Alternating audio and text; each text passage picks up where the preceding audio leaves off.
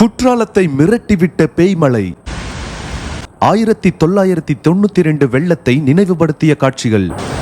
இன்னைக்கு தேதி டிசம்பர் 13 வெள்ளிக்கிழமை. குற்றாலத்துல இந்த வருஷத்துல இதுவரை இல்லாத அளவுக்கு கனமழை கொட்டி தீர்த்திருக்கு. விடிய விடிய பெஞ்ச கனமழையினால மெயின் அருவி, ஐந்தருவி, பழைய குற்றாலம் அருவின்னு எல்லா அருவிகள்லயுமே கடுமையான வெள்ளப்பெருக்கு. மெயின் ஃபால்ஸ்ல ஏற்பட்டிருக்கிற வெள்ளப்பெருக்கால பாலத்துல உள்ள தடுப்பு கம்பிகள் உடைஞ்சு வெள்ளம் கரை புரண்டு ஓடிட்டு இருக்கு. தென்காசி சிற்றாறு பகுதியிலையும் கடுமையான வெள்ளப்பெருக்கு ஏற்பட்டிருக்கு.